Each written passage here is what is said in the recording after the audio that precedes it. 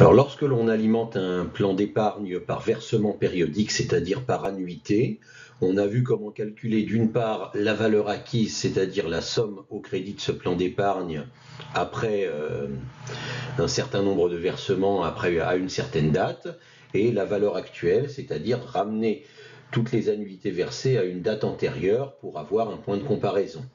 D'accord? Maintenant, concrètement, comment est-ce qu'on peut verser des annuités? On peut les verser n'importe comment, hein, on peut verser chaque mois ou chaque année des sommes différentes, ou alors on peut verser des sommes qui sont liées les unes aux autres.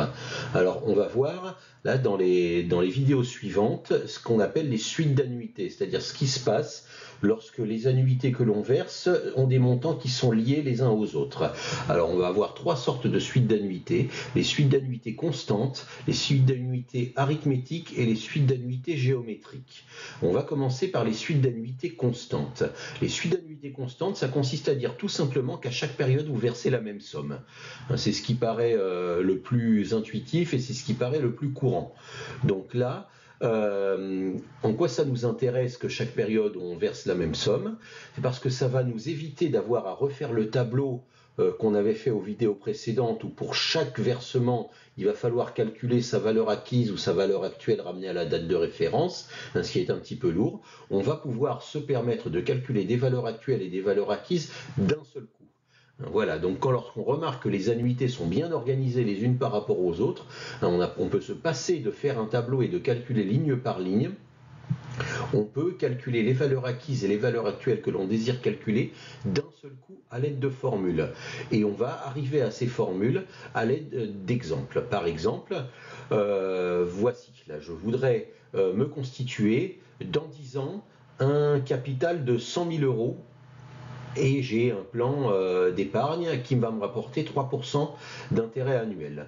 Et je me demande quel est le montant du versement, combien je dois verser, quelle somme je dois verser chaque année pour avoir 100 000 euros dans 10 ans avec les intérêts, bien entendu.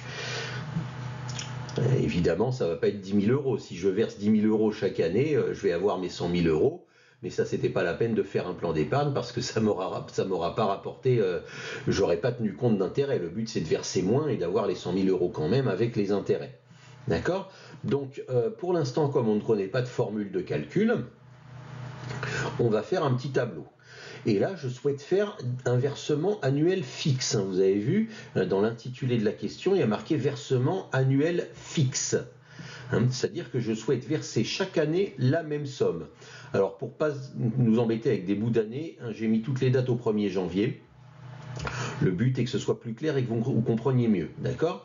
Donc je souhaite verser chaque année la même somme, cette somme que je ne connais pas, donc je vais lui donner un nom, d'accord? Et je dois calculer, je dois obtenir une valeur acquise à une date de référence qui va être dans 10 ans. Donc ma date de référence, je vais la fixer au 1er janvier 2031, c'est-à-dire 10 ans après le premier versement. Ok? Donc le montant de ce versement, je ne le connais pas. Je l'appelle A comme annuité, je pouvais l'appeler comme je voulais. Et donc là, dans ces circonstances, je veux verser chaque année la même somme. Donc chaque année au 1er janvier, je vais alimenter mon plan d'épargne en versant une somme A. D'accord? Et cette somme A va me rapporter des intérêts. Et je vais calculer donc la valeur acquise, les intérêts, au bout de 10 ans. D'accord? Donc ma valeur acquise, dans la dernière colonne, va se rapporter à la date de référence du 1er janvier 2031.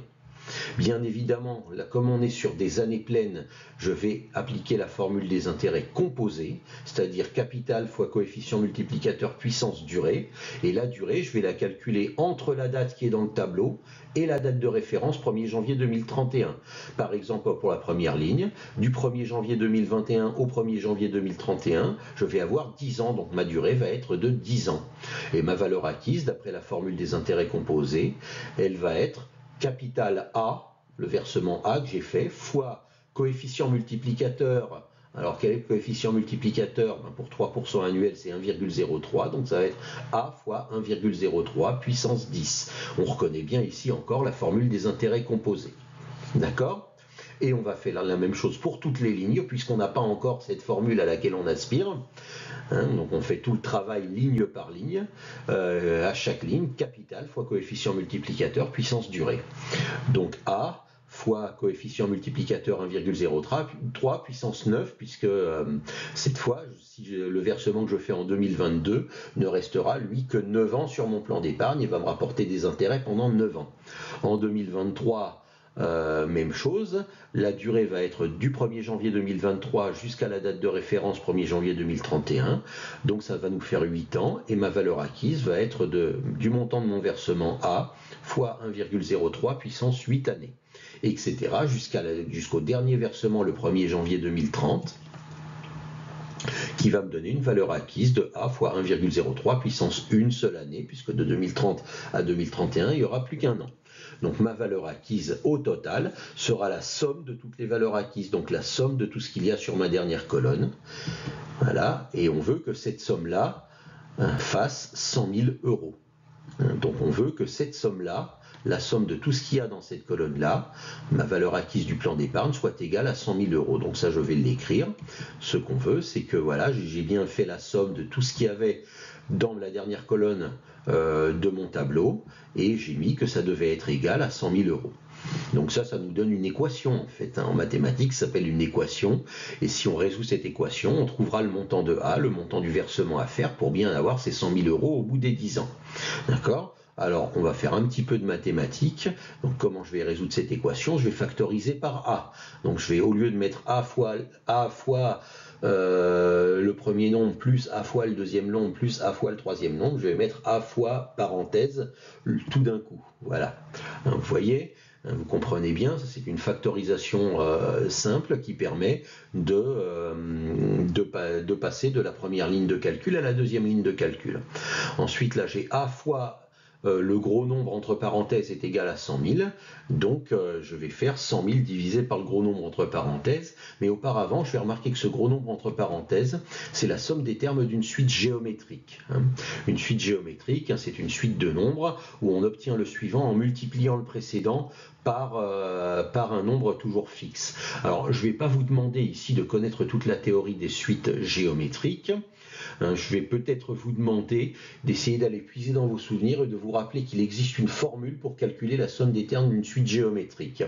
Donc ne vous rappelez pas de cette formule non plus, si vous en rappelez pas, c'est pas grave, je vais vous la donner. Donc le fait qu'il existe une formule nous permet de nous dire qu'on va peut-être pouvoir calculer cette somme-là d'un coup. Et c'est pour ça qu'il va y avoir une formule de calcul de la valeur actuelle à la fin. Alors voilà.